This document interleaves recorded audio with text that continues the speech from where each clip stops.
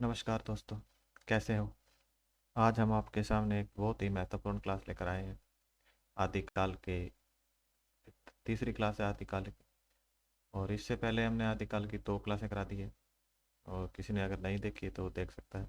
प्रश्नों का लेवल जो है वो बहुत ही अलग है। और एक मैं कहना चाहता हूँ कि आपका हमारे चैनल हिंदी ज्ञान पर आपका स्वागत करते हैं। और इसी के साथ क्लास को हम शुरू करेंगे।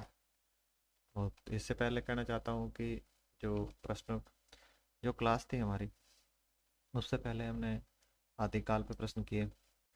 आदिकाल के बाद भक्ति काल, रीतिकाल, रीतिकाल के बाद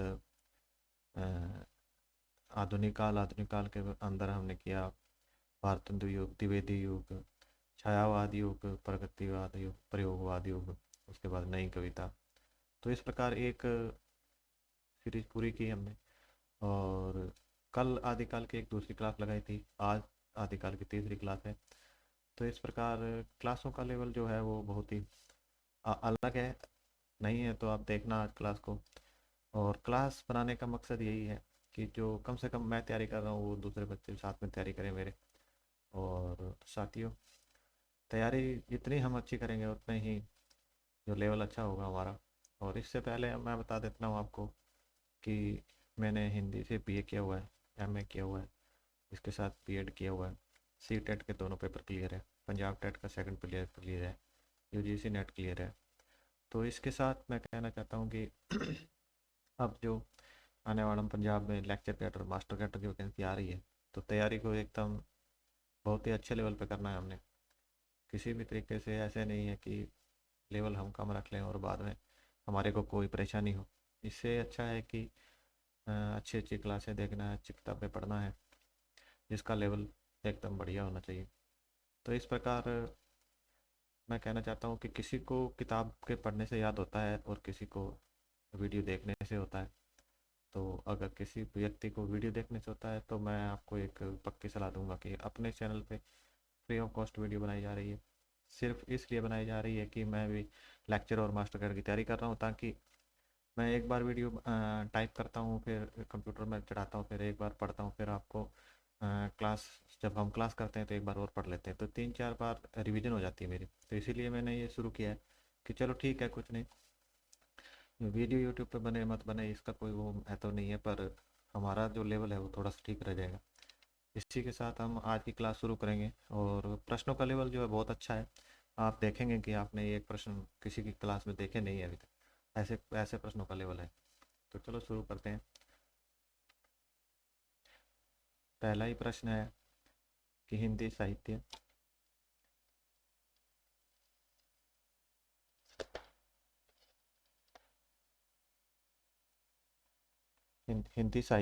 का इतिहास। कैमरे की सेटिंग थोड़ी नहीं हो पा रही है, तो इसलिए थोड़ा सा वो कहना चाहता हूँ, सॉरी। और अभी मैंने कैमरा नीचे रख दिया है और चलो शुरू करते हैं। तो पहला प्रश्न ये है कि हिंदी साहित्य का इतिहास हिंदी साहित्य का इतिहास नामक ग्रंथ किसने लिखा है? तो आपने ये बताना है कि हिंदी साहित्य का इतिहास ग्रंथ क्या मिश्र बंधुओं ने लिखा है, या फिर आचार्य रामचंद्र शुक्ल ने लिखा है, या फिर हजारी प्रसाद द्विवेदी जी ने लिखा है, या फिर डॉक्टर नगेंद्र जी ने लिखा है। तो इसका सही उत्तर जो रहने वाला है वो है बी। और इसी के साथ हम इस उत्तर के ऊपर चलेंगे। उत्तर जो है इसका वो है बी। और कुछ एडिशनल जानकारी मैंने ऐड की है। तो दोस्तों, जो काल विभाजन है रामचंद्र शुक्ल जी का, वो दोहरी काल विभाजन प्रणाली अपनाई उन्होंने। तो मतलब एक काल जो है, जैसे आदिकाल है, उसके 2 नाम दिए उन्होंने। तो आपने देखना है कि जो आदिकाल को वीरगाथा काल कहते हैं, वो आदिकाल भी कहते हैं। इसका समय जो है 1050 सम्मत से लेके 1375 सम्मत तक माना है उन्होंने। उसके बाद हम देखते हैं कि पूर्व मध्यकाल, भक्ति काल को कहते हैं वो। उसके बाद क्या है, 1375 से लेके 1700 विक्रमी संवत का समय है। और इसी के साथ अगला देखते हैं कि उत्तर मध्यकाल जो है वो रीतिकाल को कहते हैं। और रीतिकाल का जो समय है वो ठहराते हैं 1700 से लेकर 1900 विक्रमी संवत तक। और जो गद्य काल है, गद्य काल आधुनिक काल को कहते हैं वो, क्योंकि गद्य रचनाएं लिखी गई उस समय। और खड़ी बोली का प्रयोग हुआ। और इसके साथ ये 1900 से लेके 1994 तक का जो समय है वो जो आचार्य रामचंद्र शुक्ल है वो मानते हैं, और उन्होंने क्या है, दोहरी दोहरी नामकरण प्रणाली को अपनाया है। इसी के साथ हम अगले प्रश्न पे पढ़ेंगे। क्लास को ज़्यादा नहीं लंबा करेंगे, 10 या 12 मिनट के अंदर क्लास को खत्म करेंगे। 15 क्वेश्चन है, बहुत ही अच्छे लेवल के हैं। अगर किसी ने ये नोट नहीं किया हुआ है तो नोट करेगा जो क्लास के अंदर चल रहा है। आपने क्लास को क्या करना है, पॉज करना है, आंसर देना है और फिर आगे क्लास को चलाना है। क्योंकि मैंने अभी तैयारी करनी है तो मैं इसीलिए जल्दी जल्दी क्लास को करूँगा। चलो फिर हम दूसरे प्रश्न पे चलते हैं। दूसरा जो प्रश्न है कि हिंदी साहित्य की भूमिका, और 1940 में लिखी गई हिंदी साहित्य का इतिहास।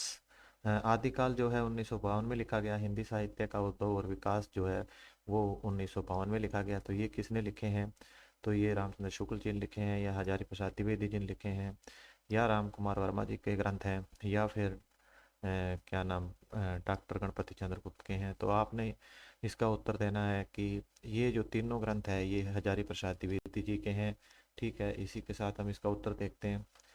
उत्तर जो है इसका, ये एक ट्रिक से दिया मैंने, तो ये ट्रिक बहुत अच्छी है, सभी ने याद कर लेना है इसको। ट्रिक ये है कि इसको आपने भवादी नाम से याद करना है। तीनों ग्रंथ याद होंगे आपको। भवादी का मतलब है कि भ माने भूमिका, और द माने वा मैंने विकास, और आदि मैंने आदिकाल, है ना। तो इसके साथ देखो, भ मन भवादी हिंदी साहित्य की भूमिका, उसके बाद हिंदी साहित्य का उद्भव और विकास, और हिंदी साहित्य का आदिकाल। ठीक है, इसी के ये तीनों ग्रंथ आचार्य हजारी प्रसाद द्विवेदी जी के हैं। और आगे चलते हैं हम। प्रश्न जो है 3 नंबर, डॉक्टर नगेंद्र जी द्वारा कौन सा इतिहास ग्रंथ लिखा गया है। तो आपने बताना है कि डॉक्टर नगेंद्र जी द्वारा कौन सा इतिहास ग्रंथ लिखा गया है। ठीक है, तो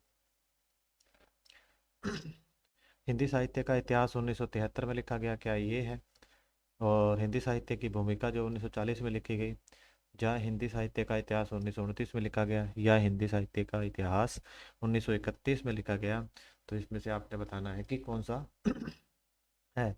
तो इसका जो सही जवाब है वो रहने वाला है ए। और इसी के साथ हम ए पे लगाते हैं, और ये 1973 में लिखा गया है और डॉक्टर नगेंद्र जी ने लिखा है। तो इसके उत्तर पे चलते हैं। उत्तर में कुछ एडिशनल जानकारी जोड़ते हुए मैंने ये लिखा है कि हिंदी साहित्य का इतिहास जो है 1973 के अंदर डॉक्टर नगेंद्र जी द्वारा लिखा गया। हिंदी साहित्य का इतिहास 1929 के अंदर रामचंद्र शुक्ल जी ने भी लिखा। हिंदी साहित्य का इतिहास जो डॉक्टर रमाशंकर शुक्ल रसाल ने लिखा। 31 में हिंदी साहित्य का इतिहास 1996 में डॉक्टर विजेंद्र सतन स्नातक ने लिखा है।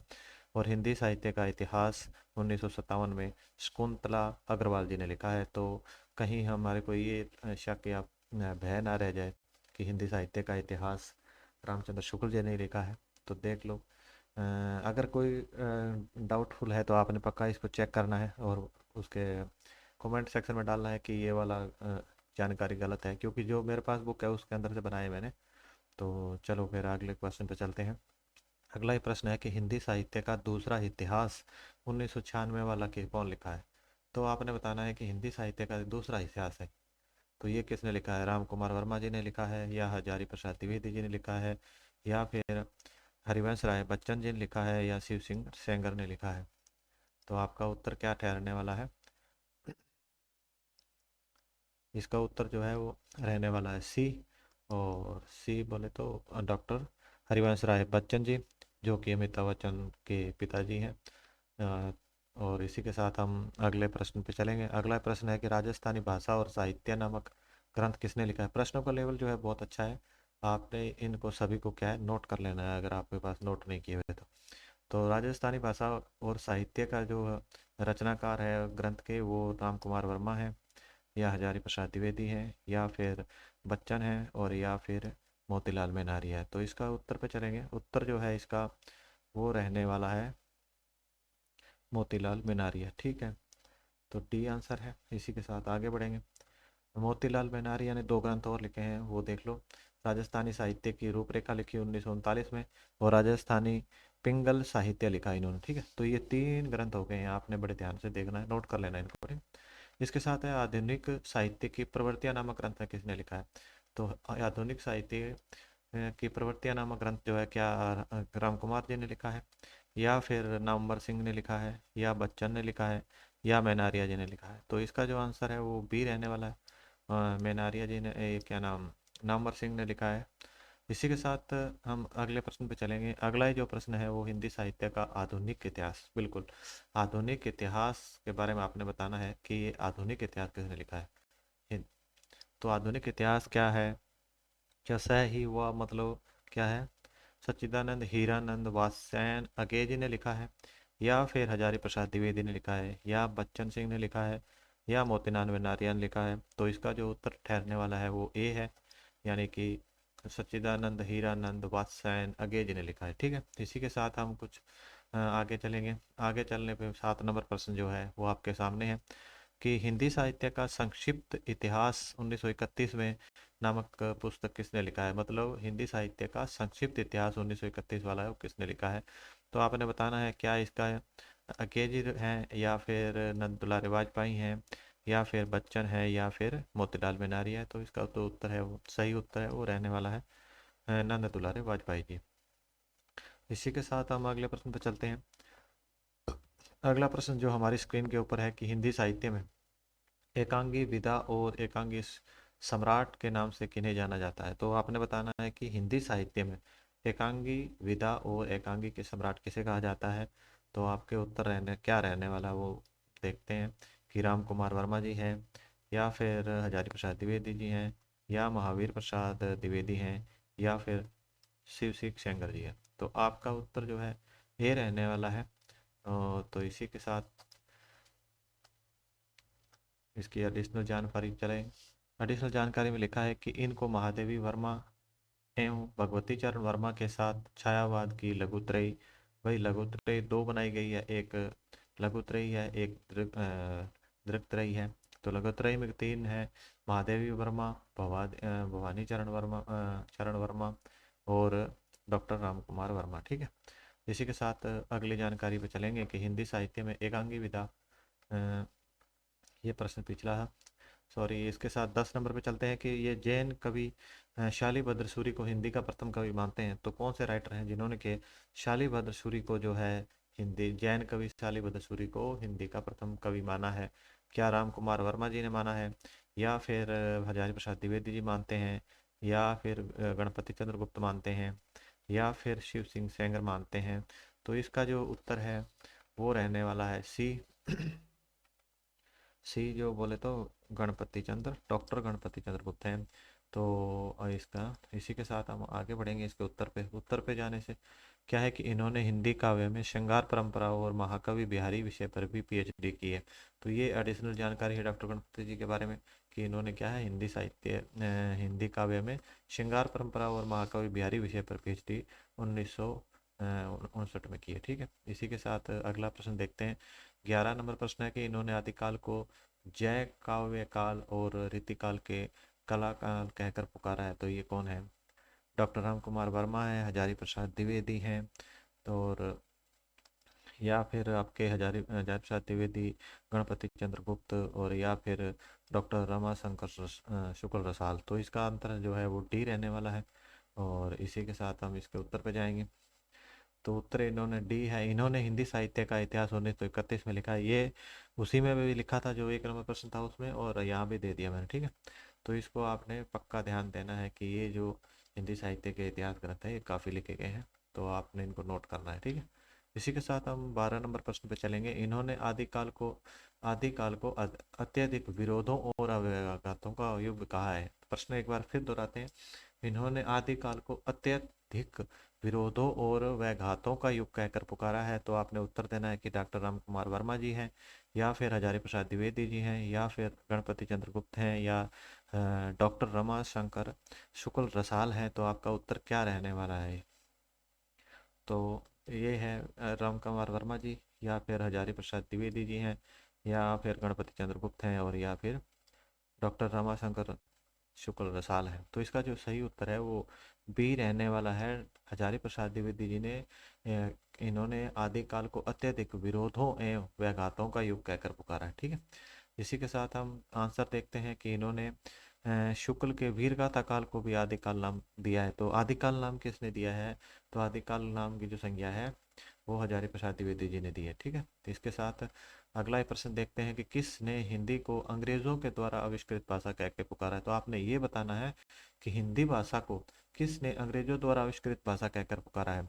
तो क्या रामचंद्र शुक्ल हैं, या हजारी प्रसाद द्विवेदी हैं, जवाहर इब्राहिम ग्रीनशन है, या पीताम्बर दत्त बड़तवाल है।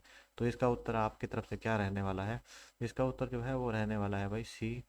तो जॉर्ज इब्राहिम ग्रीसन, जो ग्रीसन के बारे में हम पढ़ते रहते हैं, तो ये है सी आंसर। और इसी के साथ हम आगे बढ़ेंगे। शुक्ल ने इनके ग्रंथ को एक क्या कहा है भाई? शुक्ल जो आलोचक रहे हैं, इन्होंने कहा है कि यह एक बड़ा वृत्त संग्रह है। ठीक है, इसी के साथ हम लास्ट सेकंड क्वेश्चन पे चलते हैं। ये क्वेश्चन है कि 84 वैष्णव की वार्ता और 200 वैष्णव की वार्ता के लेखक कौन है? बहुत ही अच्छा प्रश्न है।